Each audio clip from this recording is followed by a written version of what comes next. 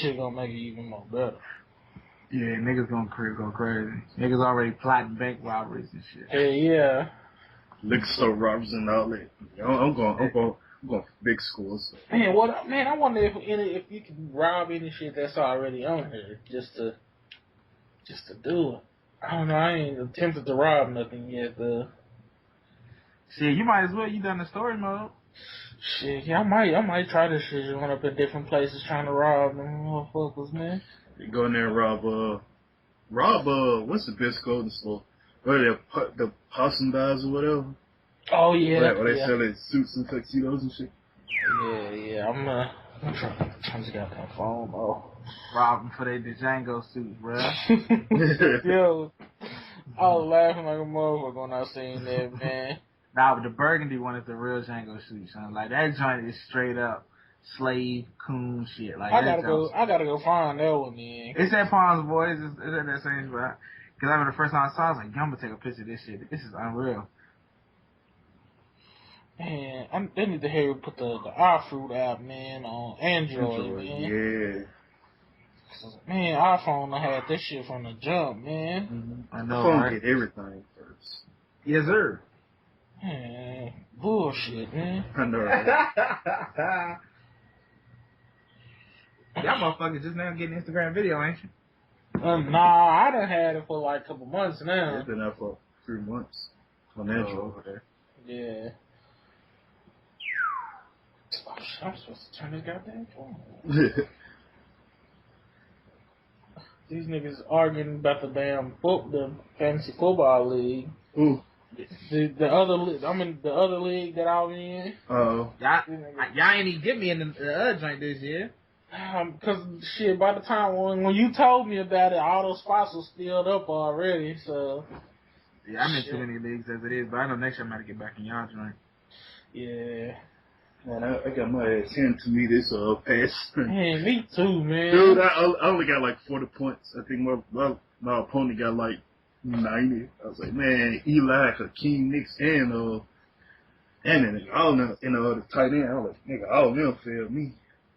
I was like, man, I should have went ahead and put Geno Smith in. That nigga got 30 points. Brandon Marshall got me 5, man. That 5 points? Got me 5. Yeah.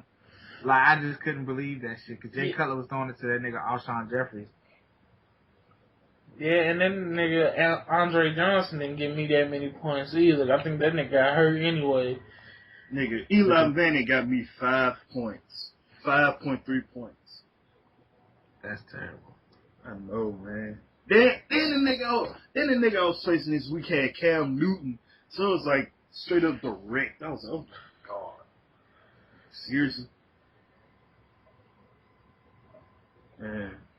Yeah, who else? Let's see. Hakeem Nicks. That nigga didn't get no points from me. And Brandon Myers only got 3. Let's see, cause what was that score? It was 30-9? 38-0. Oh, 38-0. God damn. Oh yeah, they played against Carolina. Yep. God damn. Motherfucking Cowboys got it done. Oh man, I was so glad, man. But knowing that they played against the Rams, I couldn't be too happy. But. Oh, nigga Martellus Bennett only got me 1 point. Then nigga only got 10 yards. God damn.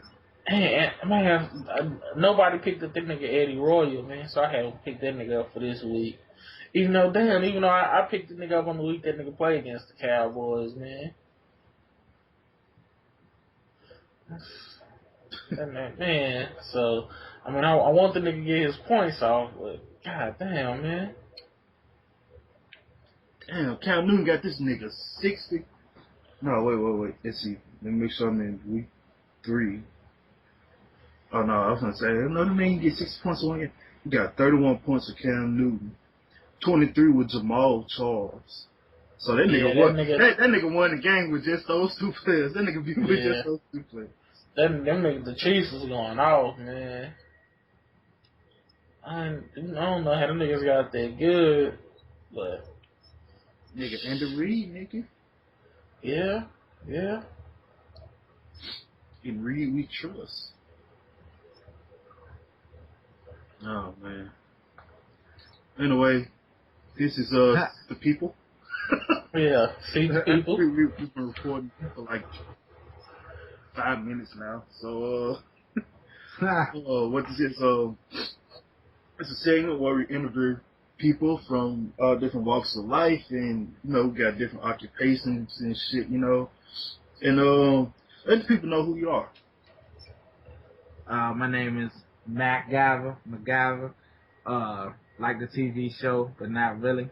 You know what I'm saying? From the DMV, Temple Hills, Maryland to be exact. You know what I'm saying? Yeah, it's me. Rapper, singer, songwriter. You know what I'm saying? G&D New Sinatra Production Company. That's what it is. That's what I represent. Yeah, he is an old Gerald Levert Drake type ass. Oh. So nigga like, I like to rap, but I really like to sing. No, you one of them niggas. Nah, I ain't Drake. I ain't Drizzy. I mean, no disrespect. No disrespect, cause the nigga doing his thing, but nah, that ain't me. But I do sing. You know what I'm saying? I'm not trying to follow the fad, but that's just what I was blessed with. So I utilize it. Yeah, I understand that. Like, if I could sing, I'd do it too. I used to be a pretty good rapper back in the day, so I quit. Word. But if I could sing, I definitely, but anyway. Indeed. So yeah, man, that's me. You know what I'm saying? I got my project I'm working on right now. It's called Immaculate. Two different meanings. I mean, immaculate means clean, perfect almost. You know what I'm saying? Right. And that's what I envision my album to be. And it also is an introduction for some people who don't know who I am and how I get down. So it breaks into from immaculate to I'm Mac, you late. You know what I'm saying? Just right. kind of play on words like, you just now know him, but I've been here. You know what I'm saying? That's some slick shit. Yeah. Real talk, that's slick shit. Right. I appreciate that. Damn, why couldn't I thought this shit when I was like 13? Fuck. Alright, but it's my name was G Slam. That was it. So how long you been since obviously everyone is late, you Mac and they're late. How long have you been rapping? I've been spitting bars since I was about 12. God damn. How old are you now? Yeah. I'm actually 29. Yeah. Holy shit, dude. That's when I started. I started when I was 12. Yeah, I started when I was 12. I didn't really take it seriously until college though. Yeah. I was doing it, and I went to school at Bowie State University, and a couple of the homeboys was rapping. So, I kind of was rapping to myself. It's like they kind of pushed me to be like, yo, you can rap outside. Like, ain't nobody gonna say nothing. So, I started spitting my little raps then. And, of course, you was probably the weakest person when you first start. So, you know what I'm saying? I didn't really get no love, but eventually niggas started being like, yeah, you got like getting alright. You know what I'm saying? And then rap is like anything else. Once you get that confidence, everything ain't no stopping you. Yeah. Once you get the confidence, some niggas get confidence and it's to their detriment because it kills them because they're really not good at all. But the confidence makes them believe that they are. So they actually act like they are. You know those people that my shit hot, ain't nobody seeing me. Yeah, you like, oh my god, this nigga fucking sucks, but I'm not gonna care. Right. You know what I'm saying? Like, for real. And like, I was always kind of raised like, I mean, my parents always say you can be whatever you want to be, but be realistic. You know what I'm saying? Like, you can be whatever you want to be, you know what I'm saying? But it's to your best interest to be something that is realistic to the type of person that you are and the capabilities that you have. Right. And so, you know what I'm saying? And music has always been that. You know what I'm saying? So I don't knock nobody for what they do. You know what I'm saying? I just think that certain people have a capability to do music, just like certain people have a capability to play basketball, play football, to be a writer. Yeah. Yeah. You know what I'm saying? Like, it's flooded right now with people who really don't have the capability, but I'm gonna try to be one of the people to bring it back. You know what I'm saying? Yeah, this was up, man. And I know exactly where you're coming from on that note, cause you know, my mom, she used to tell me the same thing. You know, as long as it's something that, you know, you're passionate about and you love doing, and you know that you had a drive for and you're good at it, you know, do it. You know. Mhm. Exactly. I mean, she you know, preached the same thing to me. You know, some people got it. You know, some people don't. Yeah. I mean, I wanted to be, you know what I'm saying, football star when I was little, but I realized that I wasn't football star caliber of an Right. athlete. You know what I'm saying? So Right. it wasn't for me. You know what I'm saying? But and that, not to say I couldn't play it, have fun with it, but it just wasn't for me to do for the rest of my life. Right. It wasn't your, you know, the optimal career for you. Right. Right. You know what I'm saying? Okay. Yeah, this was up, man. I just learned about this interview maybe 10 minutes ago. So, you know, That's definitely not true. I told him like a couple of days ago, but he probably Wow. forgot. Yeah. He probably forgot that I did tell him. A couple days ago. I'm the businessman in podcasting, man. God damn. Yeah. Okay. Bitches all over my dick and shit, you know. Then they got a whole line to 9 to 5, a 9 to 5, 10 to 6, nigga. Shit, my mind slipped. You know. I feel you. My mind slipped, but I can't blame it on that because we never have, like, we can know about shit 2 weeks in advance, and we never have any questions and shit prepared. No real questions and shit. So we just kind of go with the flow here. Chad, you got any questions, man? Shit, I don't already know too much about this nigga. I'm trying to think of some shit. I guess tell the people, cause you rap, but I've heard you say that your favorite music is R&B. So I guess elaborate into what made you into, like, you rap, but you more of a fan of R&B music.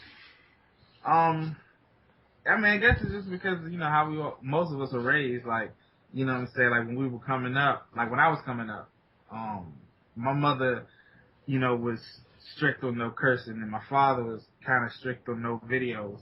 So, you know, the only thing I could get away with listening to was R&B. You know what I'm saying? Because my father listened to it already, my mother listened to it already. So it was nothing to listen to R&B. So that's what I listened to all the time because I had to sneak and listen to rap. You know what I'm saying? Right. Like I convinced my grandmother. We was on a trip out of town. I convinced her to buy me Mobb Deep's Murder Music when it was on cassette tape. And she ain't know no better. I don't know how she didn't realize that it was murder music, but she ain't know no better. But that was the first like tape that I had actually gotten. Like, I had heard of the shit before, but that was like the first one I had in my possession. You know what I'm saying? Like, this is mine, and I hid it under my bed and shit. So before that, it was just R&B, man. So, you know, I grew up on like the Delphonics and shit like that. Oh hell yeah, that's shit. You know what I'm saying? And then even like my mother listening to like Whitney Houston and Toni Braxton and shit like that. Mm-hmm. You know, eventually me, you know, falling like Boys to Men and all that whole movement back in the day. Yeah. I just fell in love with it, and you know what I'm saying, it just stuck with me. Oh, this is up, man.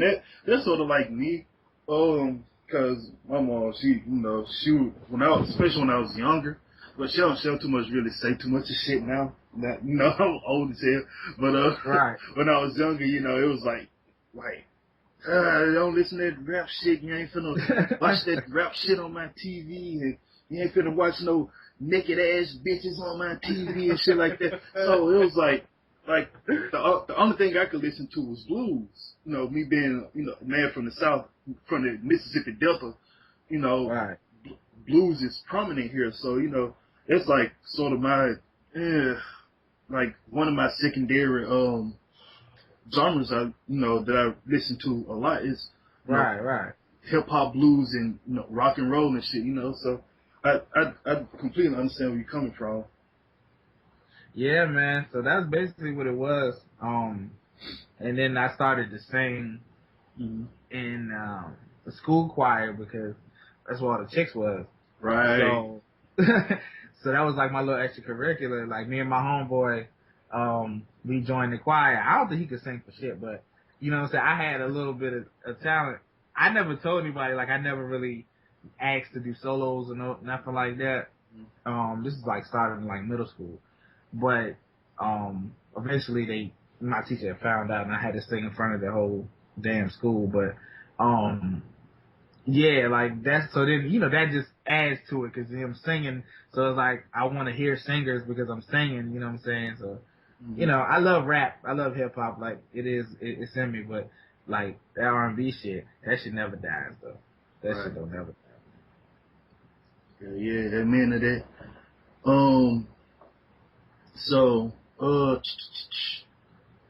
who are some of your favorite R&B people? You know, I heard you mention, you know, like Def Leppard. That's like what, like, was it really like old school R&B for you mostly? Yeah, I say definitely starting off. Yeah, because my dad was like, I would say my dad must have been going through some shit in his back in the day. And see, the older I get, the more I realize that, because the shit he used to listen to was like always some emotional ass shit. So, but now growing up, I just fuck with it. You know what I'm saying? But like, yeah, it was like the Delphonics, Stylistics, all of them, Earth, Wind and Fire, Angela Bofield. Like, it was like that real shit, like Peter Frampton. He's having me listen to Peter Frampton. I don't know if people know about him. That's a rocker. He was like more like rock and roll, but he was like one of the first people to do the auto-tune. Like, it wasn't auto-tune, it was the vocoder. Yeah, he was like one of, I ain't gonna say the first. I know he was one of the first people to use that. And like, that was my father's favorite song, was that joint, Do You Feel Like I Do? If you ever get a chance, check it out. Peter Do you Frampton. feel like I do? Yeah, that's my shit. That's my shit. Yeah, because it's like the jump starts off real rock and roll. It's like he just singing like, do you do feel? And it's like, it sounds real corny. And then all of a sudden it breaks down with this bass line that doom, doom, doom, doom. He's like, God damn. And then he pull out the little auto-tune shit, you know what I'm saying? That shit raw. But yeah, he used to have me listen to all type of shit, but like I said, R&B wise, it was Delphonics and Stylistics, Earth, Wind and Fire, Frankie Beverly and Maze was huge, you know what I'm saying?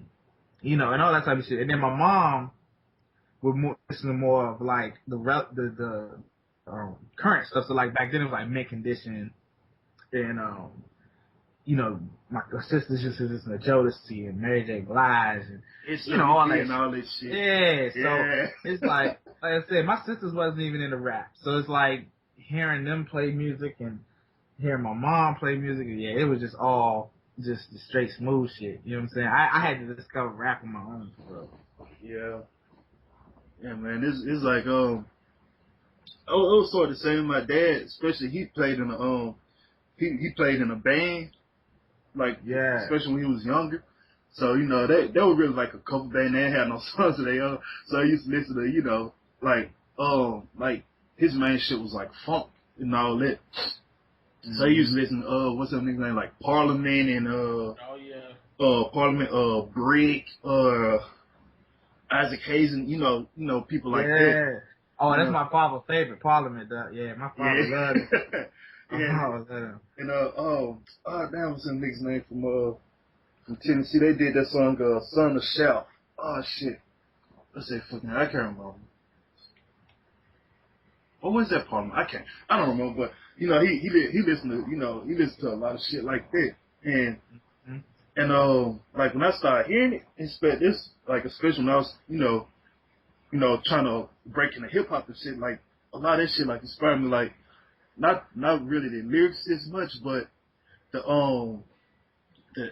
instruments and stuff, you know, and that really inspired me a lot. I try my best, you know, to sort of learn and, you know, take from that what I could, cause I was, you know, I had like a producer shit, so you know I ended up you know, trying to, you know, produce myself and, you know, write the song and shit. So I mean, but. I totally understand you come from like hip hop shit. I had like the scope, like what's the first hip hop song I listened to? It was the first hip hop video I saw was Crossroads by Bone Thugs and Harmony, and I was like, I was like, man, I was like, 5 or some shit, 5 or 6 or some shit. Cause Man. yeah, man, my sisters they had this tape, they had this VCR tape, they had a whole bunch of music videos and shit. And they'd always skip like all the rap ones. Like except for like MC Hammer. That's like the only one they listens. Like MC Hammer. And they had like all the other R&B shit on there and stuff. So, you know, I was watching them one day and I was like, yo, this shit sound pretty good, you know? Mm-hmm. Cold ass video. So I was like, damn, okay. I might that was get my these shit right there. Yeah. That was my shit right there. I can't even remember, bro. I promise you, I can't even remember like the first rap song. Like, because damn, I might sound old as shit now, but like, I think the first time I actually started watching videos is like I said, because my father was so strict about that shit. Mm-hmm. Was me. I remember Beavis and Butt used to come on. Yeah. And I used to be at my cousin's house, and they, you know, watching Beavis and Butthead. You know, Beavis and Butt used to show videos. Right. You know, like at the end of the episodes and shit, yeah. Even in the middle of the episodes, they would show, like, videos, like, they'd be sitting on the couch watching and shit. And, like, most of the time they would show rock and roll videos, but once in a blue moon, they would show, like, a rap video. You know what I'm saying? And, honestly, one of my first videos may have been, it's okay, it's 2 videos that really stick out in my mind. The, P-Rock, the Reminisce. Yeah. Oh, yeah. Troy, that video, Troy always sticks in my mind. And of course, Tribe Called Quest Scenario. Like those 2 videos always stuck in my mind as like one of the first videos that I've ever seen, like rap music that I had ever really heard. You know what I'm saying? And yeah, like that shit. I love the Scenario shit. Like, I love Troy, but I think I was too young to really understand it back then. But like Scenario was just wild. You know what I'm saying? Busta Rhymes and shit. You know. Pick up, back from the wine. That shit was crazy. Yeah. Yeah, man. This was up though, man. And damn. I got the question in my mind, but I can't put it in a concrete form. I mean, I was gonna say, in my house, I mean, I really had no restrictions on music and nothing, so I was listening to rap like pretty early on. So like, you from Texas? Nigga, they were probably shooting videos right around. I was like, cause my uncle, he's like maybe like I want to say like 10 or so years older than me. So he was like in school age. So he was like listening to all kinds of different rappers, especially like West Coast music, like Compton Most Wanted was like his favorite rap group, and NWA and shit like that. Yeah. So it was a lot of West Coast and Texas music when I was growing up, like Scarface and UGK and shit like that. Yeah, Ghetto Boys, what's up? Yeah. And I didn't really get into like East Coast rap until I think I heard Ready to Die the first time.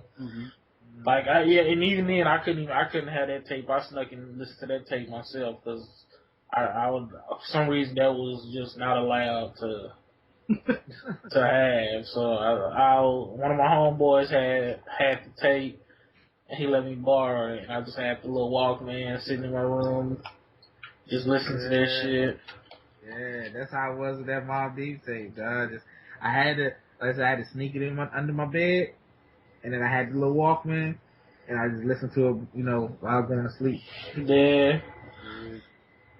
And then, like R&B, like everybody, I'm sure everybody's house had like different R&B and shit in it. So yeah, it was like my mom used to love Michael Jackson, New Edition, and shit like this. And my dad loved Prince. You couldn't tell my dad shit about Prince. Yeah, I think everybody's parents love Prince. Yeah. I mean, I don't want to think about what they was doing to Prince now, but right. That's the reason. That's partially the reason why some of us is here. Yeah, Prince and R. Kelly and shit like that.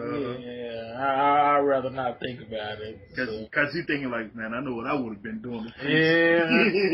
No, what I've been doing is to the prince. So I damn sure don't want to know. Yeah, man. Let's see. Okay, I think I got the question. I think I got it. I know it's kind of hard for me, especially when I stopped. But how do you stay inspired to keep making music? Really, because this is the only thing that I've ever done. Mm-hmm. That has made me feel anything. Right. You know, like, and I'm not just rapping, but music in general. Right. Like I said, I played sports, and like most kids, you know, ran around, played football and basketball and shit like that, and it just ain't moved me. You know, like my stepbrother was older than me, and he loved playing basketball, Joe. Like, this nigga wake up and anybody call, yo, we playing basketball, he running. You know what I'm saying? Right. And I mean, I liked it, but I didn't have that passion. Like, I didn't care. Like, if we played it, if we didn't, I didn't give a fuck. You know what I'm saying? Mm-hmm. So, but with music, I started playing in the 6th grade. Mm-hmm. And it was something about it. You know what I'm saying? I think, one, because it challenged me, because you had to really practice in order to be good. Yeah. Like, I mean, just like most things, but like some people can be naturally good at basketball. Like, you know, you can come out the womb. Yeah, you got that God-given natural talent. Yeah. Yeah, but with the instrument, it's like you could have God-given ability, but it don't mean shit unless you practice. Like, I mean, even if you have a little bit of ability, Mm-hmm. it's like you still got to get those techniques down. You know what I'm saying? You still got to have those basic skills down and all that type of shit. And yeah, so I started playing music, and you know, that went from, like I said, playing the music on the instruments to singing to rapping, and you know, that's all it was. You know what I'm saying? So it's the only thing that keeps me sane. Mm-hmm. So right now, you know, I'm still seeking to try to get into it professionally, and you know, I got a late start, but you know what I'm saying? You know, what the game is right now, it don't even matter. You know what I'm saying? It's just about if you can make hits.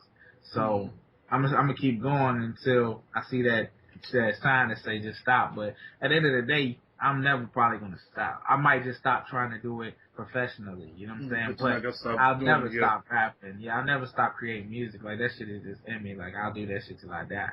You know what I'm saying? And that's what I love about music. Like, you gotta retire at some point in basketball. You know what I'm saying? You gotta retire. You get too old. You get too old, but my man Frank Sinatra sang until that nigga, you know what I'm saying, until he was gone. You know what I'm saying? And all the greats, you know what I'm saying, until they were dead in the ground. If they could get if they can get a fucking sound out of their mouth, the sound out of their voice, they were singing. You know what I'm saying? So that's the same way I'm approaching, you know, this rap shit. Like, as long as I got a voice, I'm gonna do it. Yeah, man. That you hit the nail on the head with you know, you having a retirement shit, cause it's like, I think cause like you said, like right before Michael Jackson died, he was planning the tour. I think he just did a concert somewhere, and they were like 50-something years old, and like fucking Ozzy Osbourne, he's still going on tour. Mick Jagger still going on tour and shit, you know. And still killing it. Yeah. Still killing it, dog. So that's why it's like I love this shit, dog. I love it. You know what I'm saying? And it took a while for me to get to that point, but once I got to that point, it was a wrap. Yeah. You know what I'm saying? It was a wrap. So you played an instrument, like when you were younger? Technically I played 3. I don't know if you want to count it. Well, I counted. Fuck that. Technically I played 3. Mm-hmm. And it might sound fruity, but fuck it, it was real. Like, I started off on the clarinet, and I'll tell y'all why. Because it's a real nigga instrument. That's why. Nah, it really wasn't. But like, you know, I'm not gonna play my mother and say she was broke, but you know, we wasn't the richest. So right, I understand that. Yeah, I understand that. Yeah, so it was like the cheapest inexpensive, instrument. Yeah, the cheapest instruments was the drums or the clarinet. And I'm gonna tell you, my nigga, my hand-eye coordination is some pure garbage. Like, I mean, for real. Like, sitting there trying to do that shit, I knew I was trash already. So I was like, I'm not even gonna play with it. Like, I know I can't do that shit because I tried. And so I was like, I just try that. I didn't even know what it was. I was just like, I'll try that. And so I played it, and I kept playing it, and I was like, okay, whatever, all throughout middle school. And it wasn't until I got to high school to where my band director was like, it basically looked at me like, you're not playing this shit. Like, you know what I'm saying? Because I mean, I'm a big dude, you know what I'm saying? All that shit. And he's like, man, I can't have you playing this shit. So he threw me on the saxophone. And oh, but I still, yes. Which one? I played the tenor. Fuck yeah. Yeah, I played the tenor. So I played tenor sax, but then he moved me to bass clarinet. So that's why I said technically 3. I'll say 3 because I played the contrabass too, and that's in a different key. So that one I had to learn differently than the other ones. But yeah, and I actually was all county at the bass clarinet my senior year, and I got a scholarship offers to Bethune-Cookman. Oh, that is what's up, man. And I believe I got an offer from Bowie. I didn't take one though, because I didn't want to be on scholarship. But yeah, so I was nice.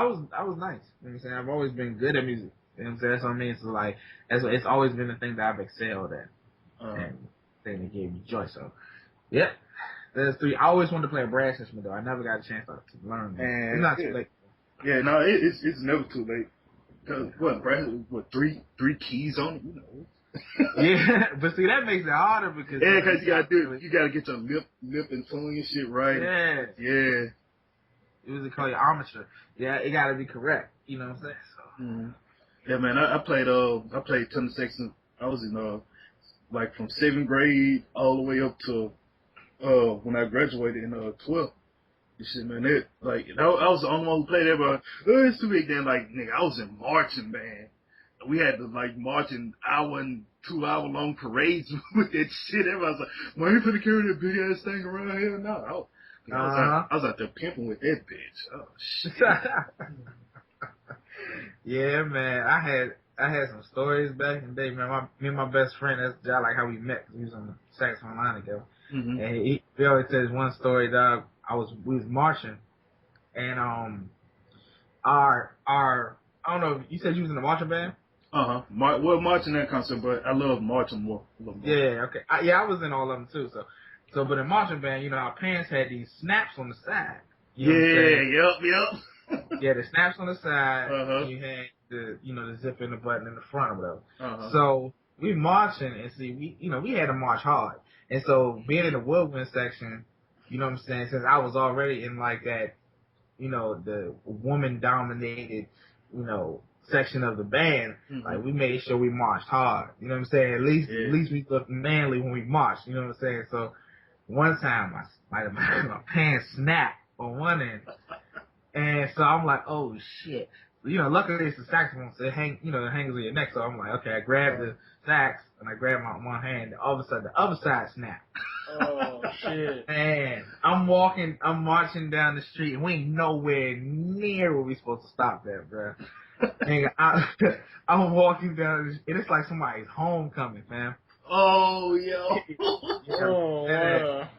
That ass. It's somebody's homecoming.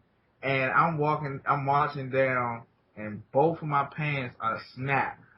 And I'm marching down looking like a fool. Like a plum fool, dog. I don't know if anybody saw my drawers. My best friend just walked in, so you probably heard me talking about that shit. That shit was crazy as fuck. Oh, man. Oh, we was in front of college girls too. That's what. Oh man, that's the worst. That's the worst. We was in front of college. I mean, my senior year, all you can think about is college. A whole bunch of them. And I'm sitting there, my pants falling down my ass. That shit was funny though. Oh man, I got you a big guy too, right? I'm just guessing. Yeah. Yeah, man. I know they feel we was doing that halftime show at one of the high school games where our school was playing that night, and and they could never find no pants to fit me right and shit, man. So this time I was with my girlfriend at the time. She was in the band too, and like the way we made it, sort of like how you say you and your best friend. They're like she played flute though, but I was still in the lineup next to her. Right. So we doing the halftime show and shit. You know, like we got like halftime show. We got to march hard. We got to play hard. We got to we danced and shit too. So like man, I didn't know like halftime show like maybe 10 minutes long or so, and the whole fucking back of my pants just split. That shit was gone, but that shit was split. So, like, I didn't know it till the show was done. I'm marching off the field, and look, I for some reason, I don't know why, I always wore like shorts under my pants. I always wore extra pair of shorts under my pants. So, lucky. Yeah, real lucky. Man, I was walking, I was like, damn, I feel cold as hell going down like the back of my leg and shit, man. Then my girlfriend, she walked behind me, she said, hey, I see, like I had on these blue shorts. She said, hey, I said, hey, what's up? She said, I don't see none but blue back there. I see all your blue. I was like, what? I was like, oh, fuck. I was like, yo, my fucking pants just split. I had hollered my bed direct because like, it was a little shitty ass school. I only had like home team bleachers, so we had to stand up, and play and shit for the rest of the, game.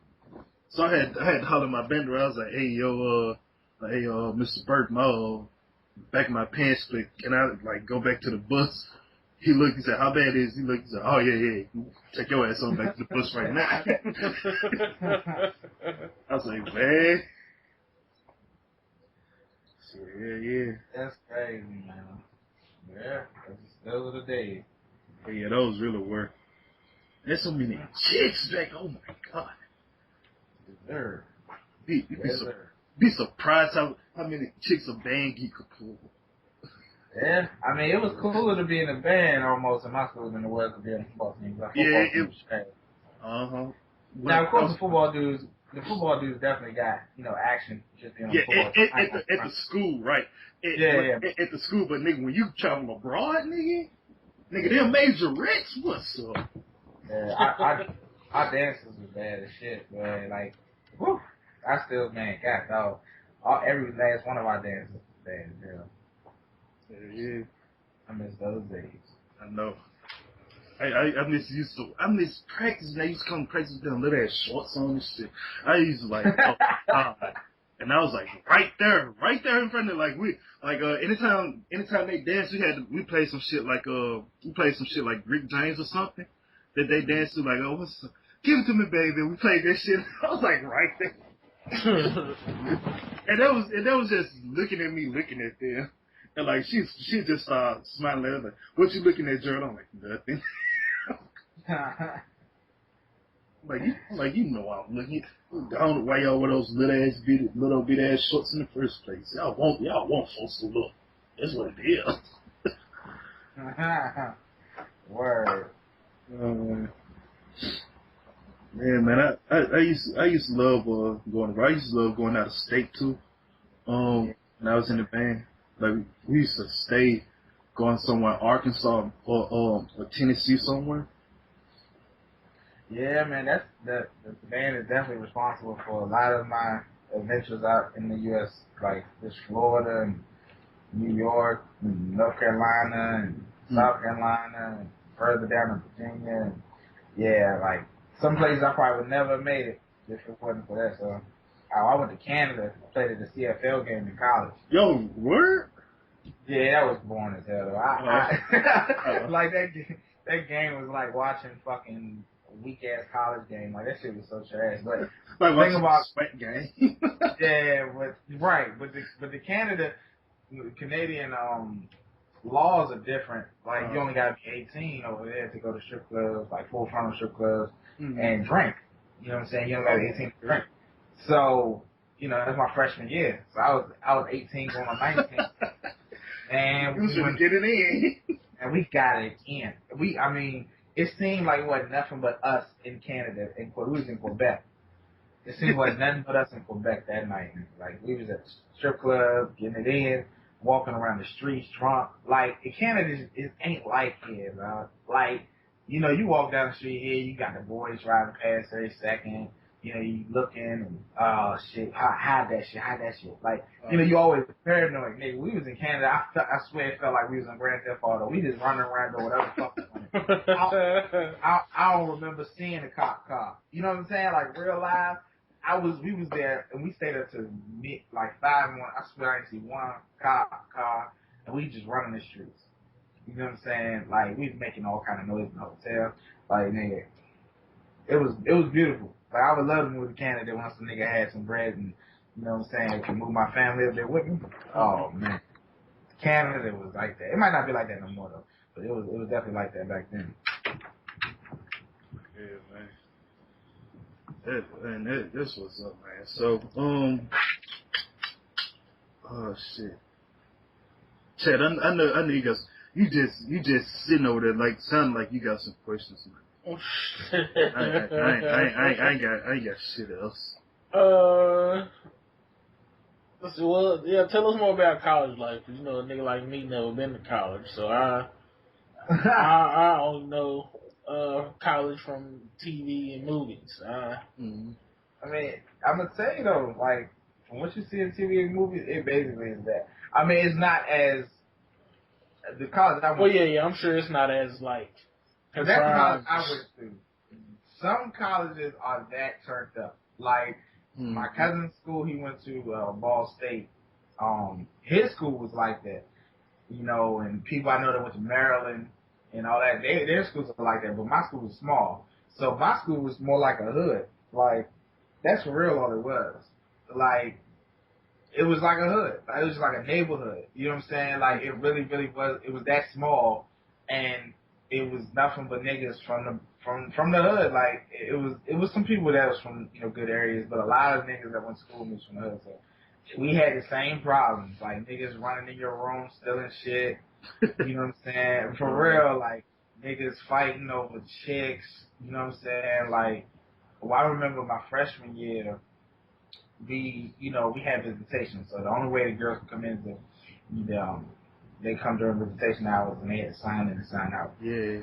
So I'll say midway through our, not even first semester, and mind you, we freshmen, so we had to wait. They wouldn't even let us have visitation until about to say a month into school. So we couldn't get into no girl room unless we was dating an upperclassman, and they couldn't get in none of our rooms. So we finally got our visitation and we good. So one night, some nigga, I don't know why, but he decides that he wants to write. Oh, we used to have floor battles. There's 3 floors in our dorm. So it was 3. You know, I was on the second floor. So we used to have little floor battles, like who was the best at whatever. And so this nigga decides that he's gonna go up to the 3rd floor and write the 2nd floor is the best or some shit. I don't know what he wrote, something like that. But he wrote it in shit. Wait, like actual shit? Like actual shit. Like, so, so it was so bad, you know, they took our visitation from us. They're like, who did this? And we was like, man, I don't know. And I really didn't. You know what I'm saying? I don't know if niggas did know, but I ain't know. So they was like, you know, I wouldn't have told you no, but you know what I'm saying? I really didn't know. So they, you know, they trying to figure out. So they like, man, y'all ain't getting no visitation till we found out who this was. So, you know, like the first day or so, niggas were like, man, whatever, we get that shit back, ain't tripping. Once you start taking niggas pussy away for real, like, cause then they go across to the females going like, don't let no dudes come in, and so it really will be shut down. You know what I'm saying? Cause the likelihood that most freshmen was gonna be hollering at an upperclassman, especially like in the first month, really low. It's very unlikely. So you gotta be a real playboy to get one of the upperclassmen. They be bougie. So I did though. I ain't gonna lie. I had a sophomore. But that's another story. So niggas was getting antsy. You feel me? Like niggas was like, yo, man, who did this shit? Like, we started having meetings on our own. Like, like, who the fuck did this shit, dog? Fuck that. Like, nigga, y'all gonna have to say something. So eventually they found out who it was and shit. And everybody y'all like knew. But I don't know how they found out. Somebody must have told. But yeah, the nigga got caught. But that shit was wild. That shit was wild, but that's all it was, dog. Like, I remember my man almost got robbed, you know, coming from his class, and I remember niggas ran into my man room and stole shit out of his room, and, you know, he getting in fights. I done been, you know, beefing with niggas on campus, and niggas been beefing with me on campus, and this shit was just like this motherfucking neighbor street, dog. So, yeah, that's all it was, bruh. That's all it was. Man, I went to Mississippi State, man. And it was definitely like if you think about how like New York is, it was like the campus was definitely sort of like set up in boroughs, you know, like the first spot I lived at my freshman year, nigga, that was Harlem, nigga, that was the Bronx, you know. It was nothing but niggas and nigga bitches on this side of the little area. Nigga bitches. Niggas and nigga bitches on this side of it was so bad that what was it doing? It was called Rice Hall, and they used to call it the 7 floors of hoes. 7 floors of hoes. The 7 floors of hoes. That's what Rice Hall was called. And like right across the street from it, I lived in Hawthorne, and the one next door to it was Cresswell. Mm-hmm. And man, it was crazy, man. Especially it was like all freshmen, for the most part, who lived in, you know, all three of those dorms. All the freshman girls lived across the street. All the freshman niggas lived on this side, you know, on the side where we lived at. And man, like, you get them like young hot-headed hood niggas, man. Oh my gosh. Yeah, no, I almost had to beat a nigga ass because this nigga like was getting way too familiar with me. I was like, yo, I don't even know you. Like, I ain't even never seen you before, dog. You trying to run up in my room? Like, this nigga trying to take my ramen and shit out of my room. I'm like, hell no. Yeah, man. It was. Yeah, I know exactly what you're talking about. Yeah, man. It was like the craziest shit I've seen. And this at Mississippi State. Now, folks be thinking Mississippi State, the jokers like, oh, it was white ass school and shit. It ain't Jackson State or nothing, nigga, you know. But yo, a nigga in the cafeteria. This is a real ass story. A nigga in the cafeteria, he got stabbed over a piece of fucking chicken. Damn. Nigga got stabbed over a piece of chicken. Sound like prison. Man, how you know? Oh, how you know? It was like, man, we were like, yeah, dog. Wait for to eat in the cafeteria for the next couple of days till they stop serving this goddamn fried chicken on it. Then this shit was all you can eat, my nigga. Like, oh my god, you pay one time, and the cafeteria was like buffet style. All you do is go up and ask for more. They'll give it to you. Damn. I was like, oh my god. And pimped out ass kept, that's what I miss. I'm a fat ass. That's what I miss the most about Mississippi State, man. The cafeteria, man. That, like, nigga, you ain't pimping until you seen a pizza bar. They have a pizza bar. What happened? They have what? A pizza bar. A pizza bar. What the fuck is that? Think of a salad bar. With a whole bunch of pizza. But with pizza. So like fat man heaven. It is, man. That nigga, a sandwich bar with like every fucking topping you could think of. Like, yo, I was like, yo, I could make a ballin' ass tuna fish sandwich. They had like all the like deli meat and shit sitting on it. It's fucking beautiful. My nigga hungry right now. Nigga, pasta bar, pizza bar, pasta bar, salad bar, sandwich bar, ice cream bar, nigga. I was like, oh my god. This nigga, oh, kill him. That's what I'm saying, nigga. Like, I was already, because the cafeteria big as hell on the outside. When you walk in that bitch, you see everything they got. Like, ooh, kill. Yeah, I'm telling you, dog. Especially coming, like I said, like, like I said, I wouldn't say my mom was broke. My mom worked hard, but Yeah. my mother real practical with the way she shop. Like she only gonna shop for what you need to eat. Right. Like you know how some people's house you go to, and their pantry be full of shit they ain't never gonna eat. Yeah. You know what I'm saying? Like bags of chips for days and all kind of juices and shit that's gonna get thrown away eventually. Like my mother was just, we gonna get what we gonna eat. That's it. You know what I'm saying? And that was that. So when I got to school, like you said, you just got all this shit in front of you, like word. You know what I'm saying? But see, it was fucked up because where I was at, they closed our cafeteria early. Oh, So, man. You know what I'm saying? When that was over, nigga, you had to fend for it. And that's when it got real survival mode. And, you know what I'm saying? Like, that's when you had to break out that ramen and shit. Yeah, man, you learn how to cook that shit on the little hot plate, right? Or in the microwave, yeah. Yep, that shit used to be nasty as hell, but it was good as fucked up. You know what I'm saying? Like, yeah, man. But yeah.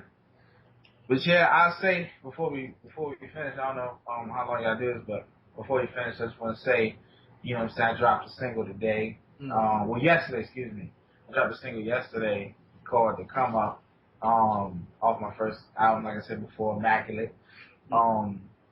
So I please urge, you know what I'm saying, you two brothers, of course, you know what I'm saying, to spread the word as much as you can. Oh man, yeah. This is why the show is called "See the People." We are your torrent, sir. We are your torrent. And I was just about to ask you before you said something like, do you have like anything like in the YouTube channel, any social media? Please tell the people and let me know in the chat box. So when I upload this to YouTube, people can find you just like that. Yeah, man. My Twitter is DMV MacGuyver.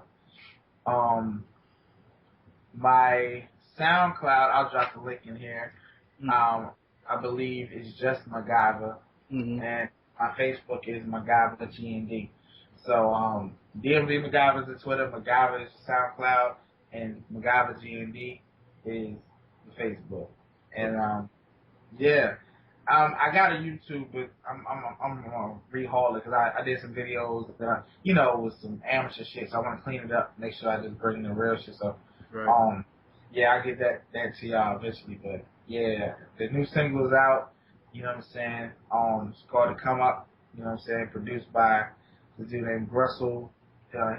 He's down with a production music group, Interlude Music Group, who've been doing things in my city for a long time and putting in work for a long time.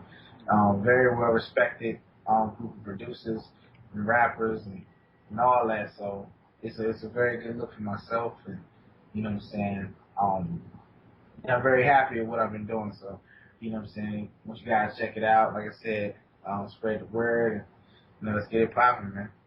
Yeah, man. So just all the stuff you just said, just put a link from that YouTube description. It'll be in there when I upload. And I know we gotten quite a few listeners just because we started doing this, because we're starting to let people bring on themselves, expose themselves and put them out there, let them participate. So I know we're gonna have quite a few people who gonna listen to it, and I see how many listeners we'll get you and shit, That's appreciate that, man. I appreciate that. Yep. And like the entire purpose of this segment of our show, it's really to educate, cause like I was saying, like all our past guests we had on the show and all that, somebody listening to this may want to break into music, some kind of way. And although the same, everyone doesn't get a big break, and everyone, what works for someone else might not work for anyone else.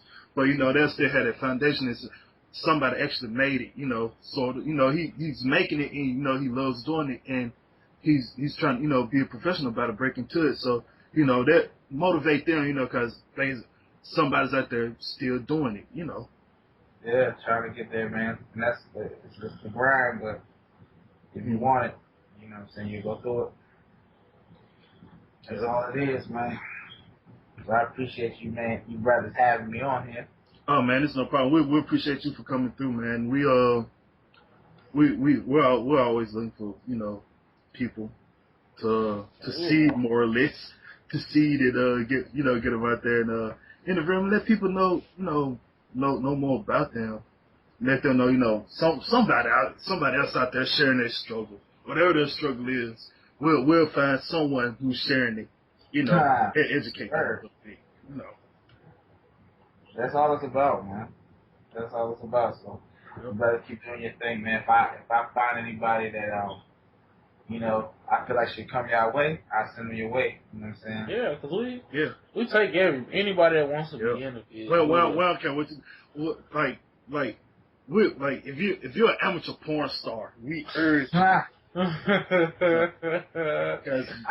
think they shut the porn industry down though after that HIV shit. Yeah, it's been shut down for like 2 months or so. Cause they're trying to get everybody quarantined.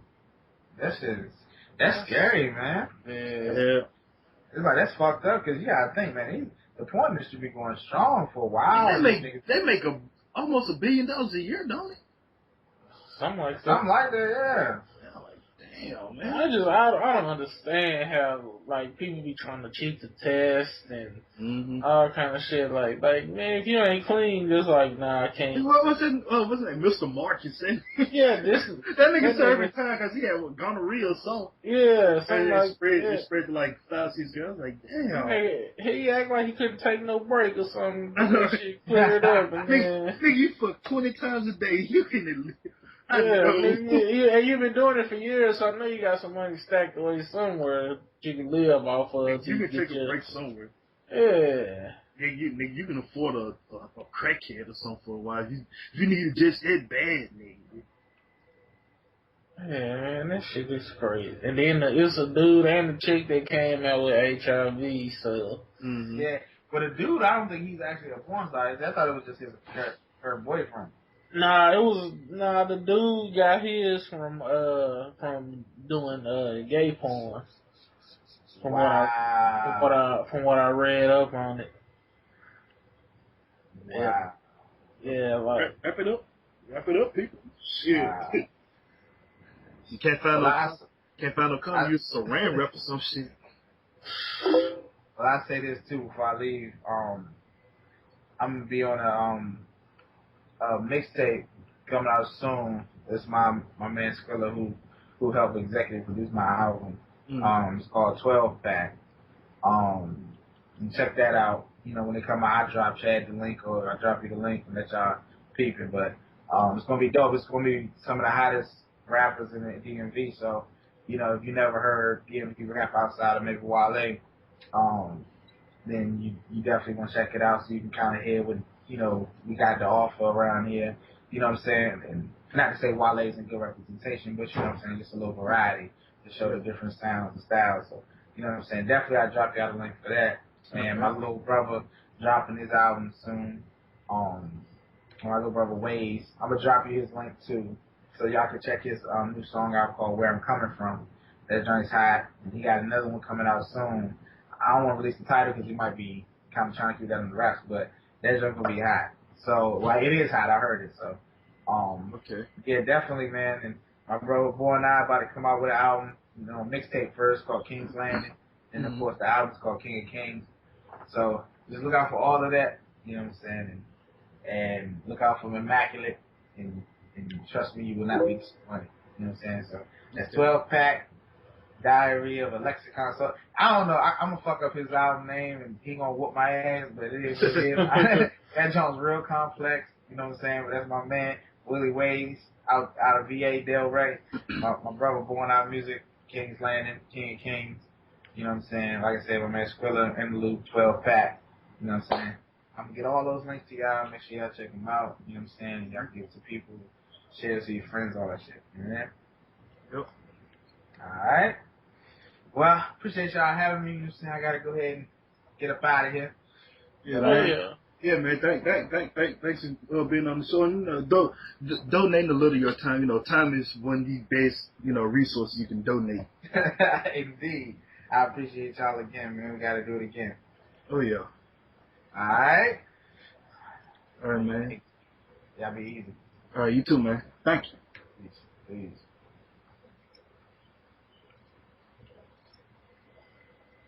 Like, that was the longest damn non